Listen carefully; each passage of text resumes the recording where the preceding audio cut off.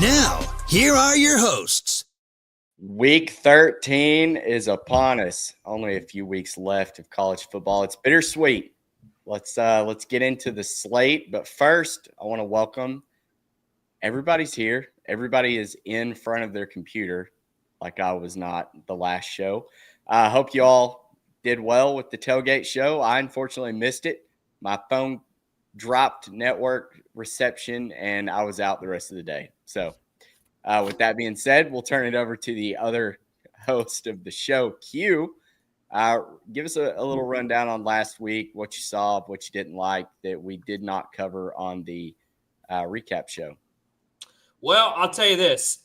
State of Arkansas needs to get rid of Boost Mobile as the main provider. Yeah. But no, I think we covered it. I know we were supposed to do, and we had some issues planning-wise, a pick-up show.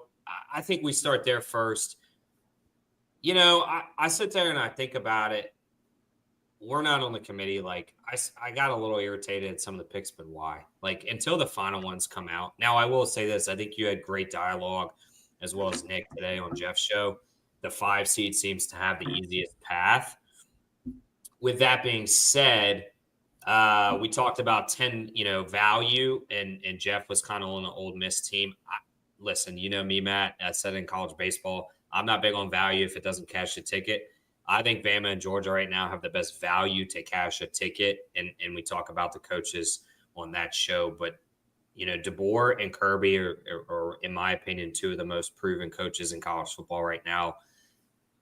Lane Kiffin just, won one big regular season game. Like, I need to say it in a playoff format. But overall, they're going to keep moving. I mean, this Indiana-Ohio State's going to have major ramifications. What happens if Texas somehow loses Kentucky? Like, there's so many ramifications that are going to happen, specifically in SEC, where 6 teams are going to be, at will to be messed with because of it. It's too hard to tell right now and get stressed out over it. Nick, for those that missed the show with Jeff, kind of run down on what Q is talking about the 5 seed right now and how it shakes up. Yeah, so kind of explain it as everybody sees right now Ohio State's the betting favorite to win the national championship. That is not the book saying that they're the best team. They just have the easiest path because right now they're slated as the 5 seed, which means they would open up at home against the 12, which is most likely going to be either Boise State, and if they get beat in their championship game, then it's probably going to be Tulane. So you take any SEC team, they're going to want to play one of those group of 5 teams to start off. And then after that, if they win that game, then you play the 4 seed, which is most likely going to be a 2-loss, probably Big 12 champion in Colorado, or BYU. Arizona State still has a chance, but I don't think anybody's really worried about them either. But, I mean, anybody can beat anybody on any given day. We've all seen that. But still, that's why the betting favorite is the betting favorite. Ohio State's not considered the best team right now, just the easiest path. And like Q said, what I'm going to look for is when the final rankings get released, let's see who's 5, and that might be worth kind of betting on if it's around somewhere between like plus 300, plus 500. I would guess right now it's most likely going to be Ohio State as long as they beat IU this weekend.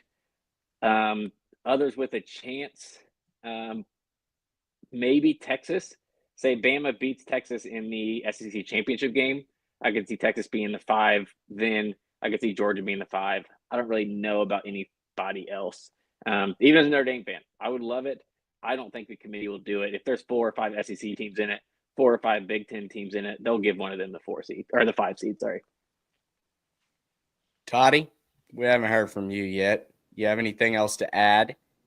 No, I think they pretty much said it. I think, too, when the final one comes out, just the conditions, some of these teams from the South might have to go up north, and that should be just beautiful weather. So I think that's another thing we got to keep an eye on. If you watched the NFL game last night, that was beautiful. Not a good outcome from the Steelers, but it was entertaining football. But, some of these teams. January football in South Bend. Yeah. Some of these teams have they don't really travel up that far north, so I think they could struggle. So that will be something to keep an eye on, some of these matchups. Sean, happy Friday. I don't know who just commented that. I'm guessing Q. All service lost interest. I was waiting for him to put on a hog costume. I would have, and I really wanted to do the Texas Longhorns with the fireball, but that didn't work out. You didn't do the shots. No. Oh, Joe. We may or may not have partaken in fireball shots with the group afterwards. But hey, I'll tell you this: Smitty and I used to bring flasks in the Ann Arbor Stadium. That was fun. A little plastic flask you just throw it in your belt. They don't even do security there. It was great. All right. Get yourself one. Take it in. So we've had some line movement in this first matchup we're going to talk about. Number 5, Indiana. If you don't know, now you know. Curt Cignetti, all he does is win. Ohio State. Any opportunity I have to fade Ohio State, and I know we talked about it before this week even became a thing. And seeing the lines, we talked about it. If it was 9.5, 10, 10.5, I was going to be on Indiana. I've kind of steered clear from it right now.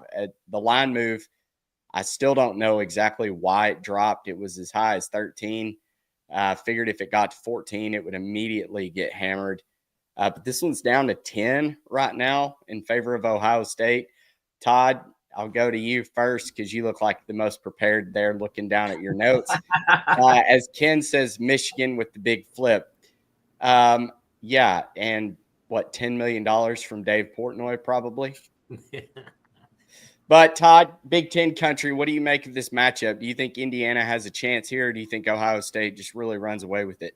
Well, this is a tough one, and I have no action yet, but I'll tell you where I kind of dove into some numbers here in a second. Again, I think this could be – I think if you listen to a lot of shows, a lot of people are saying, is the stage too big? So we'll find out. I don't know. I think this team's good. Quarterback's been around for a long time. I think the head coach is fantastic. Ohio State, this is where I'm going to go here. How about the first quarter? So I kind of dove into the first quarter with stuff. Now, I hit last week, I did play Northwestern, I think plus 28.5, and that was one of my winners I gave out. But if you look at the first quarter, this is a team that we said for weeks, they get off really slow. Last week, it was 0-0 against Northwestern. Purdue, they were only up 7. Penn State, it was 10-7, and they were down. Nebraska, it was 7-0. Oregon, it was 7-6. Iowa was 7-0. Michigan State 3-0. Marshall 7-7. The only one they've really jumped and played like unbelievable was the first game of the year, and I believe it was 21 off the top of my head against Western Michigan. So I have not played anything yet, but I'll tell you, if I would be looking at something in this, maybe an Indiana first quarter or maybe what the total is and maybe taking it under. And that's kind of where I'm going. I think it's going to be a great game. I hope Indiana hangs. I love the story, so I like the coach. I hope they play well. But that's where I dove in looking at some stats this week. Matt and Smitty, I'm seeing the first quarter spread is minus 3.5 for Ohio State, over under 12.5, just to tie that in. I kind of like the under first quarter. Well, you'll see it in a little bit, but that is actually one of my best bets. I took Indiana plus 3.5 for the first quarter, and I'll get into a little bit of why here when we recap our best bets. Nick, what are you doing here? Yeah, I'm under full game. Believe it's 53.5 right now, so it's kind of gone up a point. But I just think both these defensive lines are better than both offensive lines. Especially when Ohio State has 3 backups in right now. They've had to move their left guard to left tackle. Center just ruptured his Achilles during practice this week. Right guard, we saw him get pulled Like, he was one of their better, like, offensive linemen. He literally got pulled after the first couple series against Ole Miss because he couldn't move, couldn't block anybody. Haven't seen him since. So we'll see what they look like. But Indiana's defense is very good. Like, don't get me wrong, their offense kind of gets all the they're fun. Yeah, Jim, thanks for being here. This is my friend Jim White. James White, I think he was a running back for the Patriots. That is not James a White, yeah. Dude, great to have you. See, I thought I was, like, hearing welcoming is something. that? But, yeah, I mean, as I was saying, I just think these defenses are better than the offenses. Todd talked about starting off slow. It's going to be cold. It's going to be chilly. Wind won't be a factor. There's no real rain, but just kind of cold. It's one of those probably sleepy type of first halves. But I think this is a full game under for me. IU's going to be, you talk about highly motivated. They're getting bulletin board material all week. Have you heard anybody say, like, hey, what if Indiana wins? What if, like, Indiana covers? Every single thing I've heard from every podcast, TV show is like, how much can Indiana lose by? Or what will it take? What if they beat by 24? What if they get beat by 14? What if they win? Like, they're getting talked about at all about winning this game. They're the team that's undefeated. Ohio State is not. They're the team that beat Nebraska 52-3, and Ohio State beat them by 3 points. So we'll see. I could see this going literally either way. So I don't have a play on the side. I'm going to root for Indiana. Like, don't get me wrong. I just do not like Ohio State football very much. But I think it's going to probably be between a 14 to 20 point game. And then we're going to have a lot to talk about next week. Help me out with this. A couple years ago, Indiana loses late fourth, maybe overtime. It was like a 42-35 game. They had a quarterback, threw a ton of picks. It was Ward. Am I drawing a blank there? It doesn't sound familiar. Okay. Anyways, Indiana had a quarterback that ended up transferring. I could see this game being similar, but in a lower scoring fashion, just like Nick had mentioned. I don't know. Like Michigan, right? They're a bad team, but they're a better team on Indiana's schedule. They kind of struggle. Same with Ohio State. Ohio State has the talent. I played the under 12.5 just now. I could see it being like a 7-0 or a 7-3 first quarter. It's cold. Teams are going to kind of start slow. Ohio State has a little bit of injury issues. Indiana probably going to have some scripted plays. Should be able to get 3 to 7 there. But I think it's going to be pretty tight. The only reason I didn't like your play, Matt, is because if it is at 7-3, it's a big loser. So I'll just play the under. But I do think Cignetti is that bulletin board material guy. I think he's throwing it up there saying, hey, nobody gives us a chance. We played a weak schedule. We haven't played anybody. Now we're just going to get trounced. So I think at least for the first half, they're going to be in there. Second half, if Ryan Day is half a coach of what he wants to be, he'll make adjustments and he'll beat Indiana on sheer talent. But it's really hard to tell. Outside of that, I want no parts of this game. I actually want to enjoy it for the last 3 quarters and just see what Indiana's about, because I think it's great for the sport if they win. And I think it brings a little more parity to the 12 teams of anybody can beat anybody. So that's kind of where I stand. And this one's been up and down. I mean, it was looking quarterback. Now it's dropping again. So to me, it's a tough read. It's a tough read. Yeah, I was waiting for I saw like a 13.5, but it was like minus 120. So I was waiting for it to either come down or I was going to wait and try to buy it to 14. Literally, next thing I know, an hour later, it's like down to 11.5. I'm like, what the heck? So I kind of missed the train on that, but I would have been on Indiana at 13.5 or 14. Don't forget, they're coming off a bye too. They've had 2 weeks to prepare. Ohio State is their game of the year. So I think they'll be prepared. I think they'll pull out a bunch of stuff that Ohio State hasn't seen yet. So yeah, I like that first half play. I think a lot of my reasoning is because I'm going to trust Coach Cignetti on the scripted drives. Ryan Day is not a good coach. Okay. He is the epitome of being born on third base and think you hit a triple. Like this is the time where I think coaching is going to bite him in the ass, and it's going to come out. I'm not going to be surprised if Indiana just jumps on them early.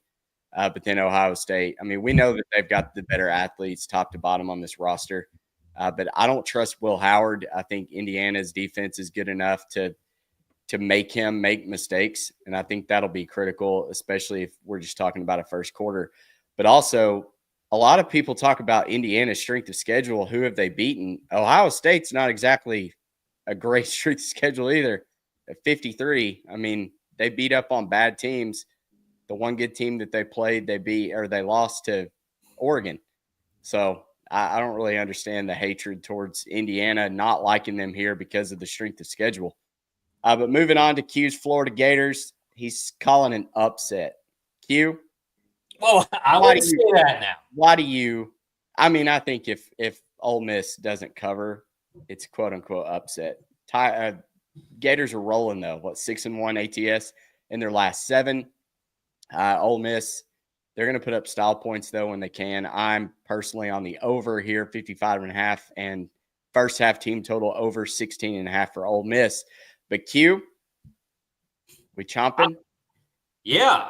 So it's going up. It's at 11.5 now. Florida has a lot of confidence right now. They're playing lights out. There are 3 starting cornerbacks throughout. They have freshmen playing who played really well last week against LSU, a decent passing offense. DJ Lagway is 4-1 in his starts, or 3-1. I'm sorry. I will die on this hill. If he plays the entire Georgia game, he wins that game. Well, I know. Florida has given their coach a confidence boost. They're getting their recruits. Like, everything is going well, but everybody's saying Ole Miss is just going to come in and beat them. Lane Kiffin has not done well against the Florida Gators. In his time at Tennessee, in his time at Ole Miss, Florida dominates them. It's at the Swamp. I understand Ole Miss is coming off a bye, but Lane Kiffin drops games. He obviously beat Georgia. Big game at home. This is different. This is a rowdy Swamp again. It hasn't been rowdy for a long time. It is. I do think it should have been a night game. I think ESPN messed that up and not flexed that to the night. But I don't necessarily think it hurts the Gators to play at noon. I think as long as DJ Lagway continues to stay healthy, Florida can be in this game within the 11. And who's to say they can't beat Ole Miss? Ole Miss has been known to drop games before. Their defense is flying around. I think they average like 4.2 giving up yards against LSU, only 6 to Georgia. There's no reason they can't hang in this game. Nick? I don't have anything on it. I was hoping I could get Ole Miss less than 10. I think this looks more like the Texas game. I think Florida is going to be good, but they are young. We saw last time they faced a great defensive line. LSU does not have a great defensive line. Lagway kind of got to stand back there. They were able to run the ball, which if you've seen Lagway play, he loves. Like, the play actions are where he gets most of his yardage. He's great at it, especially when he's rolling out. Ole Miss, you can't run against them. So then, do they really fall for any play action? Know. I mean, I do. I watched Jaden Ball run all over Tennessee also and Montreal Johnson. I think they have a comparable offense or comparable defense. And that's not saying Tennessee's bad, but Florida did it against Tennessee. Why can't they do it against Ole Miss? It is true. Like, we will see. I would just be on the other side. I don't know. Like, Florida, yes, they are playing hard, playing well, but Ole Miss is playing for something. Like, this is like Florida. If they lose, it's like, oh crap, we lost. We're playing hard. But if Ole Miss loses, it's like, well, there goes our season. We should have been in the playoffs. All that. I just think, I don't know. I think he gets them ready to go. Lane Kiffin's been waiting on these moments. I know he's kind of struggled in them previously in his career. They haven't really been this good, though. I think this is just, he's got a defense now finally.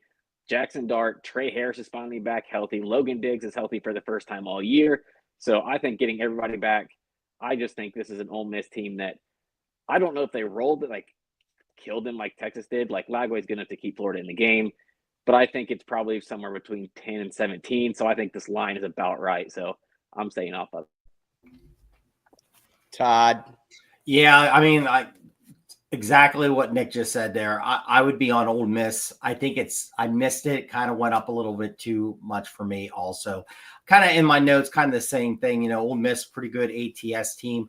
Again, Florida, great story. I've said it. The coach deserved to come back. DJ's a really good young quarterback. They're playing young kids. They're playing really well. I'm very impressed how Florida has played the season here. I just think what Nick said too, I think it's a very good defensive line. I think this is a good spot for Ole Miss. I think they'll be ready to go. I think I missed it. I think it's too high. It's a stay away for me. But I think what Nick just said, I could see in that 10 to 17. I kind of agree with him. I think Ole Miss will win. I think Florida will play hard, and they'll be ready for next week to probably put a good whipping on Florida State. But I think this is a good spot for Ole Miss. All right, another team still playing for a lot. You've got SMU taking on Virginia, and I refuse to believe Virginia is good. I know they can do a lot. I think Chris Felica, he gave out Virginia. I just sell me on why SMU. I mean, it was obvious last week if you watched the end of that game. Rhett Lashley decided to go score the touchdown. It didn't mean anything. They still didn't cover the full game spread, but it did show that they care, and putting up style points is going to be important. Todd, I'll go to you. What? Real quick, 42-35 Indiana. Michael Penix was the quarterback. Penix, yeah. 2020. I remember that guy. But yeah. Anyways, Todd, as my dog starts to bark, I'm going to mute my mic. Go ahead.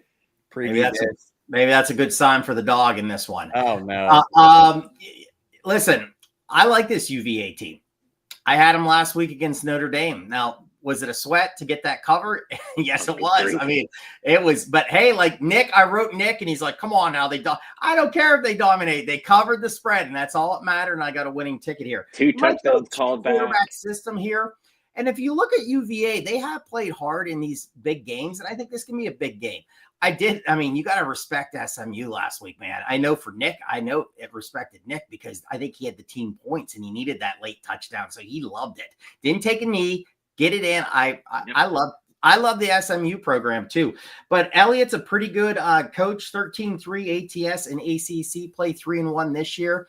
I'll tell you what, I think this one's closer. I think SMU wins. If I was going to play it, I have not yet. I think I'd be on UVA. Projections have SMU minus 11. It's right around that spread. Nick, you doing anything here? Yeah, one of my best bets. SMU team total over again, 34.5. You mentioned style points. I think it's even more important this week, or they got an eye-opening from seeing Boise put in that 4th slot. Now they know that even if they win the Big 12 championship, they have to do it looking better than Boise. Because if Boise stays ranked ahead of them, Boise will get that 4 seed. We mentioned SMU or whoever gets that 12 seed will immediately open with most likely Ohio State or Georgia. That's not what they want. They want that 4 seed. They want the bye. They're going to keep putting up points. So I'm taking the team total over 34.5. I don't trust SMU's defense, though. Like right now, like we saw backup quarterback from Boston College go down to Dallas and stick with them and actually put points on the board. Virginia has the capability. Like sometimes they are so weird. Like Calandria is like one of those where looks like a superstar one drive and then looks like he's never thrown a football before the next. So I think we'll get some turnovers. SMU will get some short fields, help with that team total. So I'm staying away from the spread just because, yeah, Virginia's a little bit dangerous at home because it's kind of sneaky. Early in the day, too, in Virginia, they're going to have probably 30,000 fans, a little bit sleepy. So be careful. But I think SMU pulls it out and just give me a lot of points. I'm sorry, Sean. This is not the F1 insiders. But Charles Leclerc, I know I'm saying that wrong, plus 250. That was the best bet to win it all. Q, close us out with the SMU, hopefully. Man, I think Nick said it best. Like, what UVA team shows up? You know, do you get that team versus Pitt that can actually play good football? Maybe. But then again, Calandria, he just tries to do too much. Like, his legs allow him to extend plays, but then what he does on that extended play is just – you might as well flip a coin. You know, I don't think he understands when to take the 4-yard run versus trying to throw a 40-yard pass. And I think it hurts UVA more often than not. SMU, they need this win. It's a weird spot to be in, especially noon in Charlottesville. Crowd's not really going to be a factor. They're having a lot of trouble. It's been a big issue down there in Charlottesville that they've brought up. It's a stay away because if I said SMU would trounce them and then UVA stays close, like I wouldn't be surprised. But I also wouldn't be surprised if SMU runs a score up. I just think there's way better try to gambit than this one because you just don't know what teams are going to show up. Thanks for that. I'm trying to get a bet. All right, let's move on. Colorado. Hey, can I just say something? You got to love that you come on and we're going to look at college football and we're giving out race. I mean, I hope there's like a fishing competition that we can give out a guy to win that tournament this weekend too. Hey, I mean, you get it all here. I love it. I got a ping pong match later tonight over in Russia. I'll give it out in a little bit. Hey, that takes me back to the COVID days where we were betting on like Russian ping pong. Yeah. Yeah, good old times. They get 10 days to get paid out. But when you consume as much That's VSiN, women's Romanian basketball, Q. That takes a couple days. Phil Bobbitt was on a numbers game with Sean's favorite person, Gil Alexander, and he gave out several, but two that he gave out were a practice round last night, and they were like plus 350 and plus 325 to get in first, second, or third, and they both cashed. So he's 2-0 right now, which means he's probably going to go down. But yeah, go check out VSiN. And Sean, yeah, Andiamo Ragazza to win the 7th race. We're an everything show at this point. I think Sonny and I saw him at Can we Charleston. talk college football, though? Colorado taking on Kansas, who's been the grim reaper of undefeateds. Thankfully, Colorado does not fit that bill. I don't think Kansas can pull off this win again. I don't know. The 3 is scaring me a little bit. I think they probably cover, but one of my best bets we'll get into a little bit, Colorado money line, minus 135. I think the Buffs are just – they've got too many athletes, something that Kansas has not really seen a whole lot of. Yeah, Rocco Becht was a decent quarterback, but I don't think he's Shedeur Sanders. Q, I'll go to you because I know you're simpatico with me here with Colorado. Why? Why are we buying the Buffs here and selling this red-hot Kansas team? Yeah, I think Colorado's playing hot right now. The Buffaloes are rolling, and they have two of the best players on the field in Shedeur Sanders and Travis Hunter. Travis going for the Heisman. Offensively and defensively matters for him specifically. They're a team that could potentially sneak into the final 12. I mean, they're sitting 16. They could potentially win the Big 12. They need to win out. And Deion's, proving me wrong this season. I kind of took the bait and thought they were going to be trash. And, I got to eat crow. And Kansas, they just didn't really live up to the season. I know I talked about it last week. They have the talent. I just think it's a little late in the season to kind of string together a couple big wins. I think if you were going to get that, you would have got it early on and it would have carried momentum. So I think Colorado having a lot to play for versus Kansas just now figuring things out is just going to be a little too much for the Jayhawks. Nick? No side here for me. I would kind of lean like the total, like over. I think both these offenses can score. Colorado's defense has been a little bit better than expected the second half of the season. But this Kansas offense, I think it's kind of clicking. Like it wasn't great against BYU, but you take out those red zone turnovers, should have put up more points. Colorado, though, 0 wins against top 25 teams. Kansas has 2 in the last 2 weeks. So, are we sure Colorado's the hottest team and playing better right now? There's a reason Kansas is within 3. I think the books are kind of trying to tell you something. I don't know. I'm staying far, far away from this one. This is one of these fishy lines that when we'll talk about the other fishy line of the week. But yeah, I am staying far away from this game.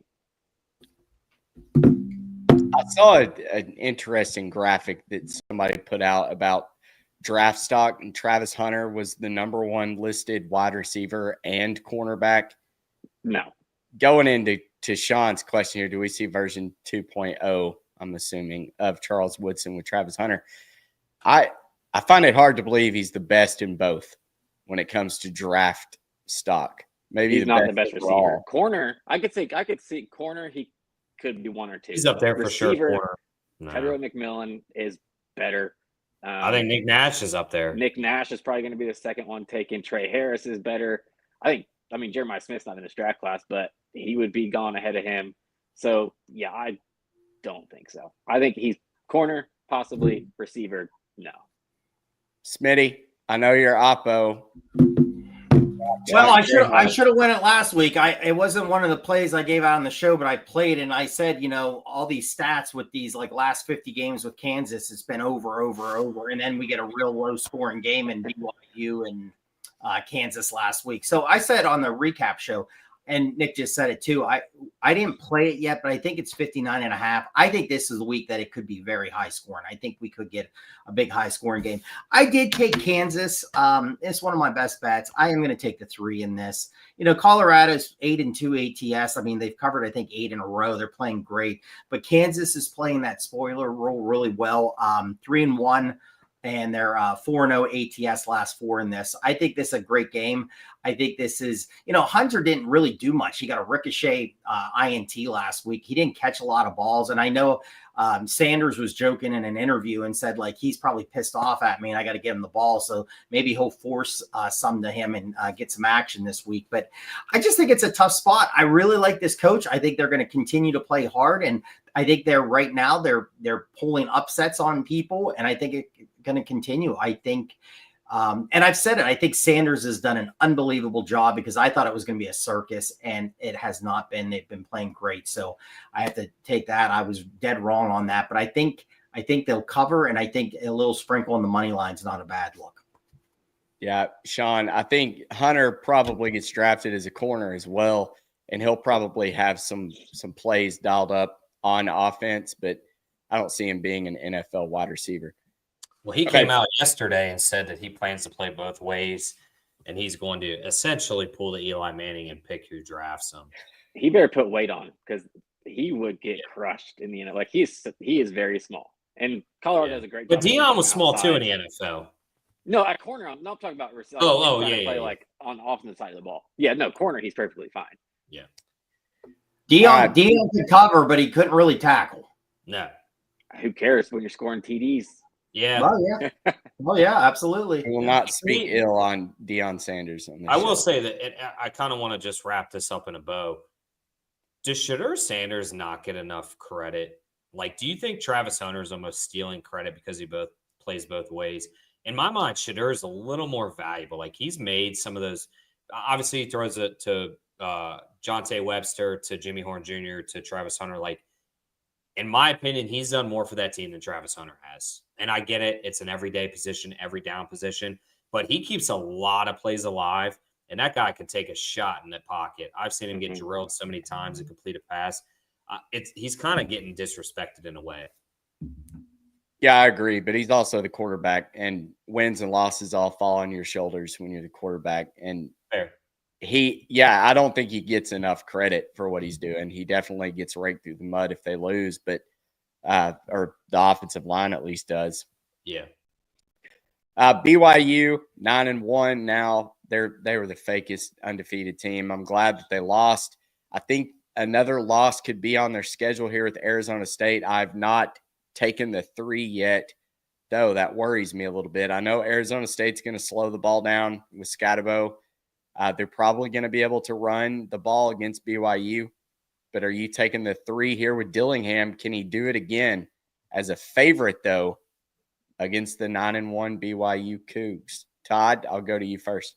Yeah, both teams very good ATS this year if you look at the numbers there. So I think it's a great game. I mean, I think it finally caught up. We said on a lot of these shows over the last couple of weeks that they were the Oklahoma State game. Oklahoma State should have beat them out there.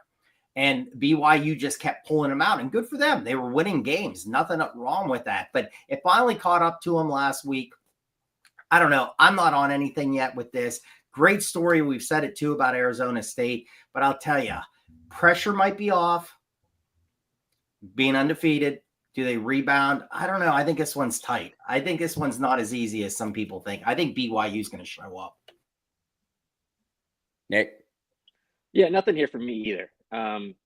These are two teams that are kind of going opposite directions. Arizona State's been playing well lately. BYU, as Todd said, was kind of skating by for a few weeks and then it bit them in the butt last week. So, but I think BYU has still been the better team most of the year. Especially like you look who they've beat. I think their schedule and everything is panned out. That Kansas State win still sticks out to me, beating them by like 40. So I think they're the better team. And like Todd said, maybe the pressure's off.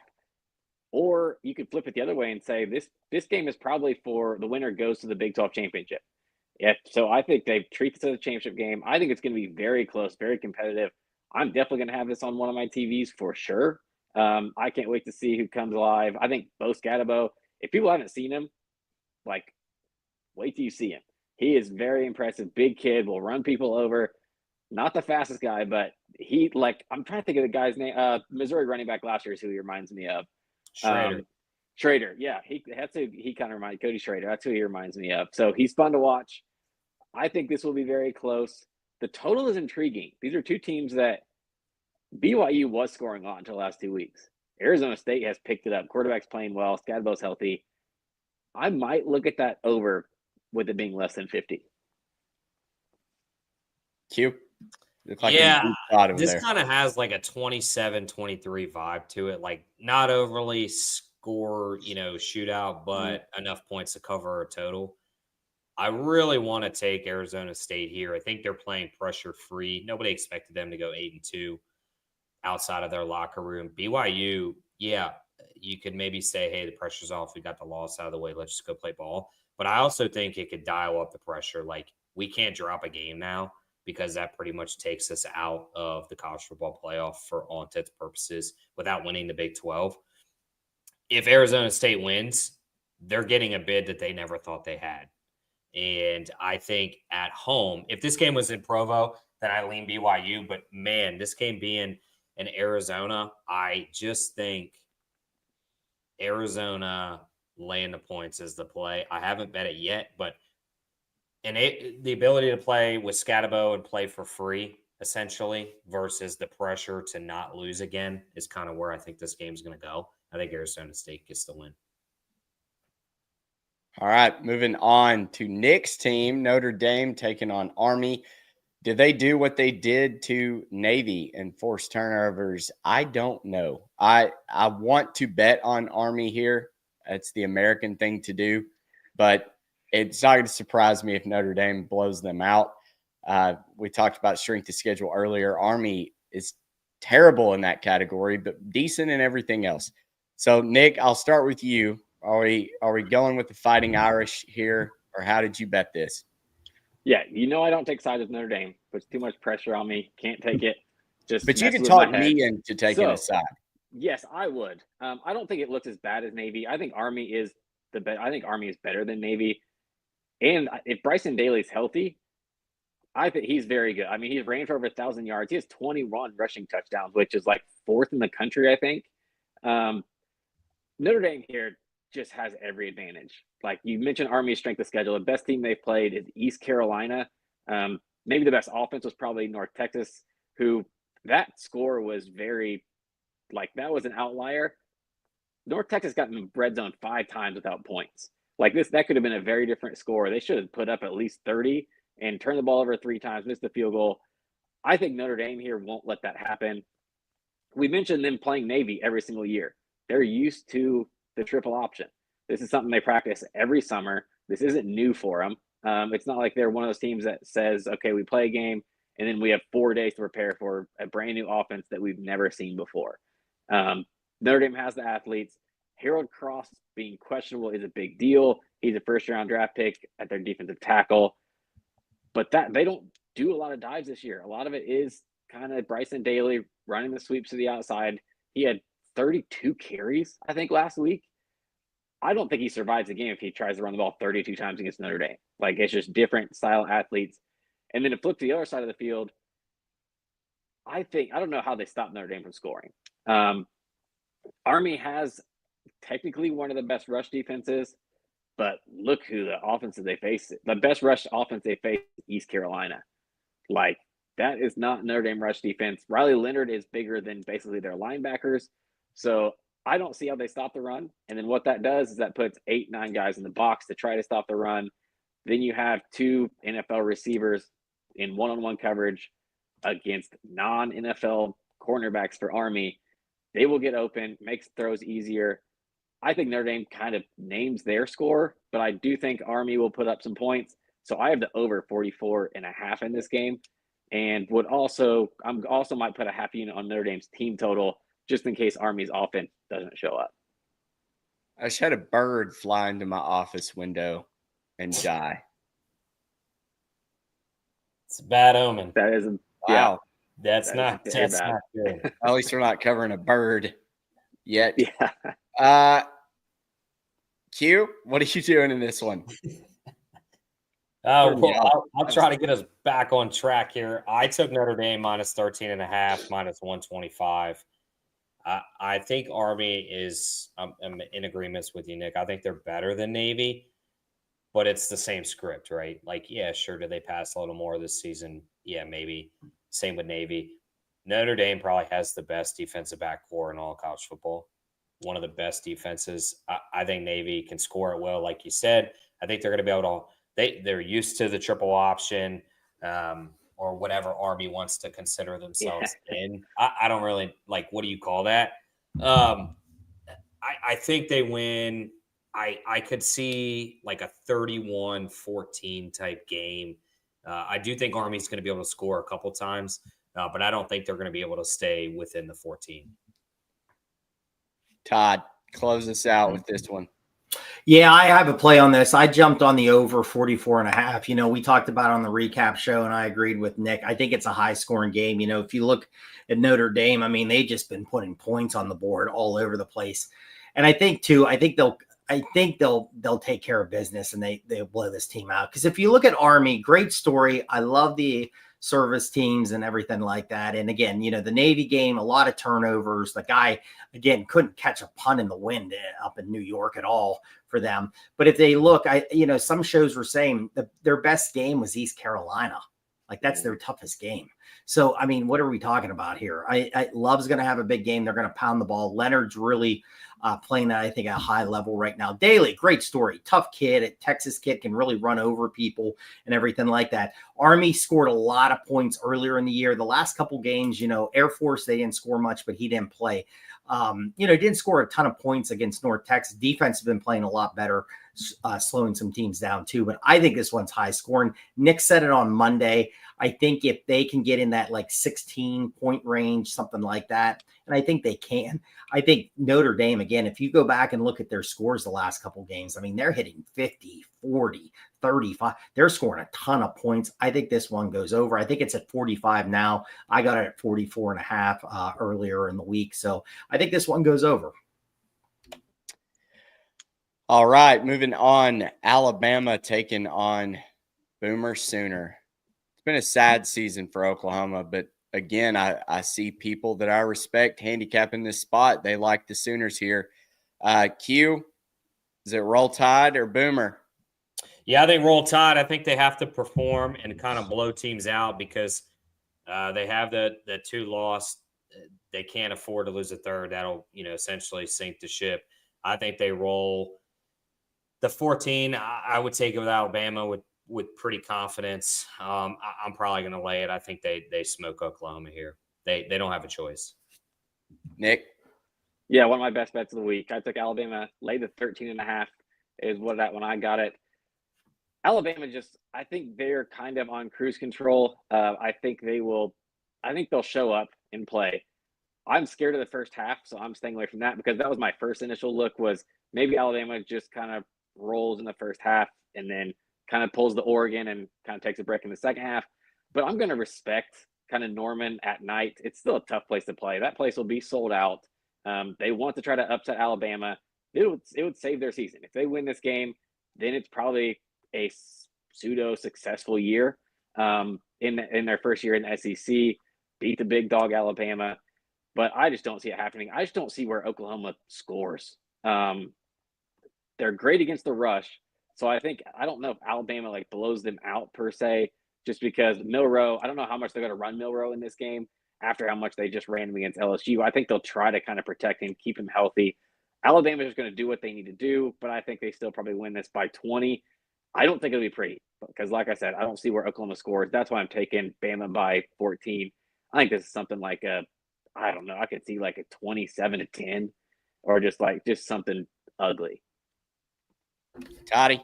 Yeah, no play for me. I think it's a tough spot. I think, Oklahoma, a proud program. I just think overall they're going to get outmatched here. I think I read too or heard this week that the head coach's wife is going through some stuff with cancer and everything. So hopefully she'll be okay. And, that's just a tough situation to be coaching and then having that put on your plate too. So I think it's a proudful program. I think they'll try to hang in there. I just think throughout the game, Alabama's just way more talented and just going to score more points than Oklahoma. So it's a pass for me, but I think Bama takes care of business. All right, and we are getting into it. Ken, if you stuck around this long, we are going to talk about this game because, yes, it is a very fishy line. Todd, you doing anything in this one? This would be Auburn or pass for me. Yeah, I think it's a weird line. I think sometimes when you see this and you're like, wow, way too good to be true, sometimes it comes back and gets you. Again, Auburn has not been a team that's been fantastic. A lot of turnovers on the offense. A&M, again, I like the coach. They flip quarterbacks throughout the season a little bit this year. But the one thing that scares me a little bit, they have the big game against Texas coming up. Are they overlooking this game? It's a pass for me, but I'll tell you, I think this is a weird line, and I think Auburn might get this one. Nick, I think you've got some info on some starters being out for A&M. Yeah, I believe there's 5 starters that are out for A&M. Obviously, biggest one, starting running back, probably the second or third best running back in the SEC. He's done for the year. Number 2 receiver is out. They have 4 defenders, 4 starting defensive, 3 or 4 starters that are out on the defensive side of the ball. Still doesn't explain this number, though. A&M, I think basically the whole year has been the better team. Auburn, we've seen them look awful. And then you actually dig into it. Auburn hasn't beaten a team that finishes the year with a winning record since 2021. They haven't beaten an SEC team at home since 2022, and that was Mississippi State, who fired their coach halfway through the season. So why is it going to be now? But somebody knows something. This is one I'm staying away from because I would have set this line at probably 10 or 11. So the fact that it's 3 or 2.5, yeah, I am staying away. I will watch it because I think this could be one that Auburn pulls out and kind of saves their season and gives them something to look forward to going into next year and the Iron Bowl next week. I guess they're just putting a lot of stock in Auburn's 48-14 win over UL Monroe. Q, close us out on this one. Well, you'll see later. I'm going to be that idiot that falls right into the hole here. I did not know those starters were out, so that's bad research on me. You'll see that later. But, I think the Aggies are going to win. I think they need to win. So I took them on a money line. The line was a little weird, but I think at this point, this is a game A&M can't drop. I like Tim Elko. I think he'll have the boys prepared, whether they're second strings or not. But, when you sit there and you say, I told you so next week, don't at me because I already acknowledged it. BYU got us both last week. We both said we'll take the 2.5 with the team that's looked better all year. Yeah. We said, hey, hands up. If they lose, fine, I'll wear it. This kind of just smells exactly like that one. There have been several Auburn games, though, where that line is 2.5, 3.5. I know, like Arkansas, Missouri, Vanderbilt, Missouri. And I don't think they've won a single one of them. So maybe sometimes we try to over handicap it. Oklahoma was another one that I think was a 3.5 point line, and they didn't cover that one. But real quick, you've seen the program or the ad about home field apparel, but I'm not going to bore you with it. We need to refresh it. I am rocking a home field apparel shirt. Oh, look, so is Smitty. I know Q's got some stuff. Nick, I think you were going to order some stuff. These shirts, the quality, y'all, we cannot preach it enough. They have amazing products. It's like butter. Todd?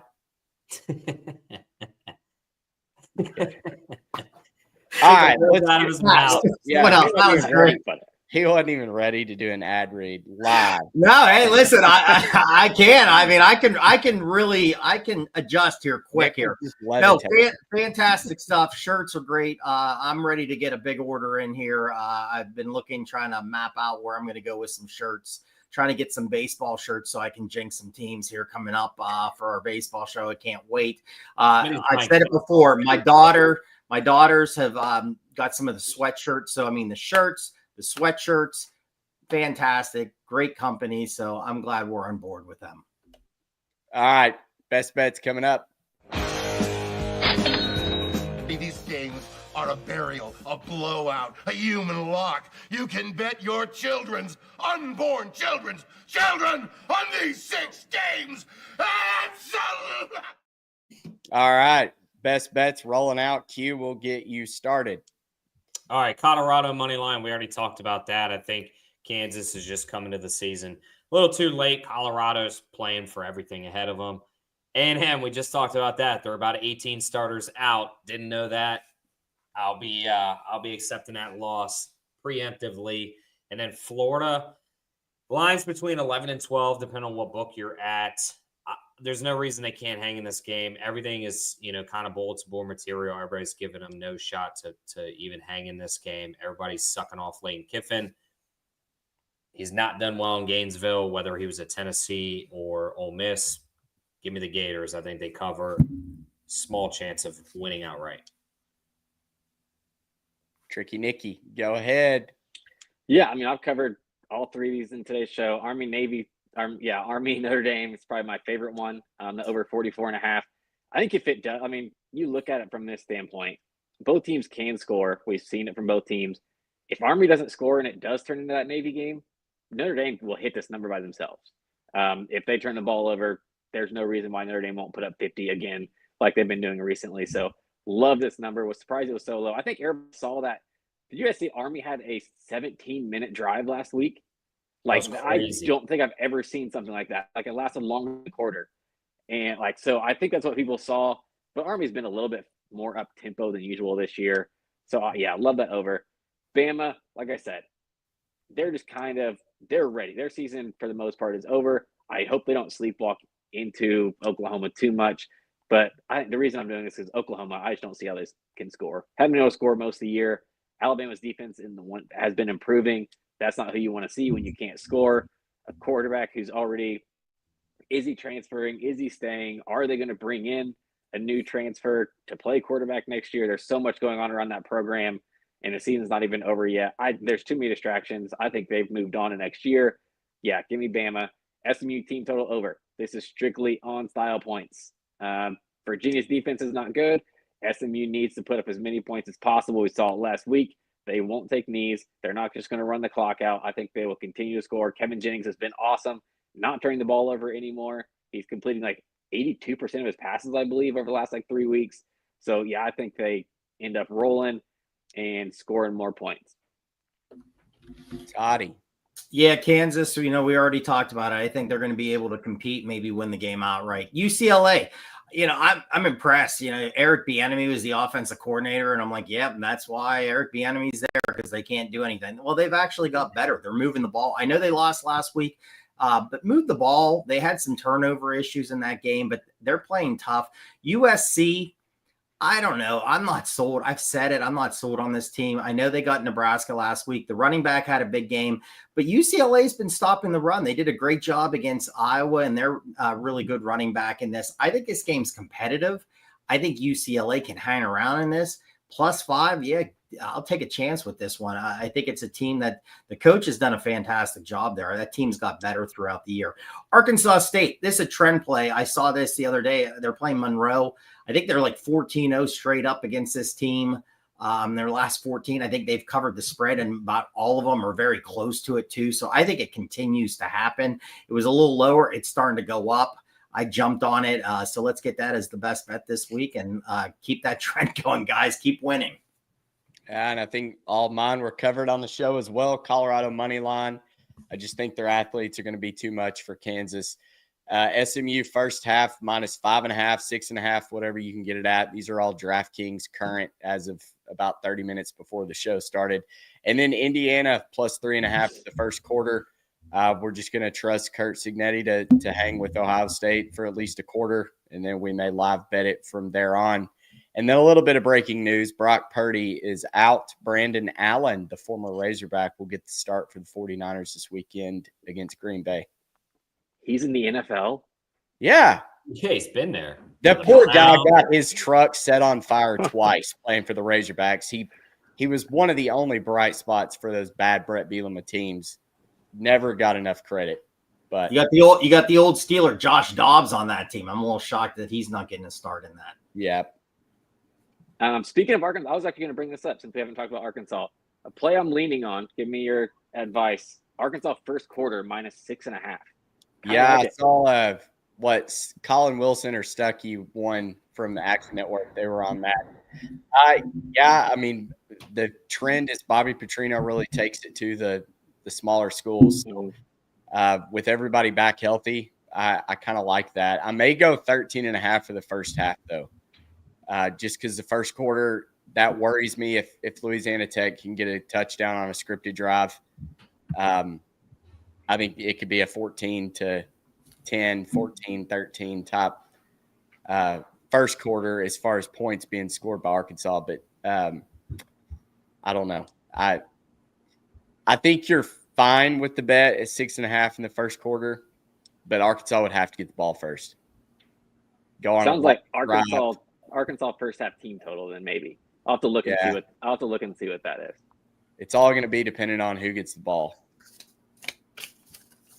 But that closes it out. Sean, does Brian Kelly make it to next season? This is wild to me. I mean, he'll be there's there next only season. a dozen good college football coaches. No question. It's a $40 million buyout. Who would LSU even go after? Like, what coach has a better win percentage? Kurt Cignetti just signed an ungodly extension. Georgia's defense coordinator is going to get a pretty big time job. It's a name that you see kind of popping up in the rumors. Not saying they will. I'm just saying that's a guy that could be out there on the market. You know, maybe you try to draw a Matt Campbell from Iowa State, somebody like that. Rhett Lashley, I don't know. But I'll say this real quick. Smitty had texted me backstage.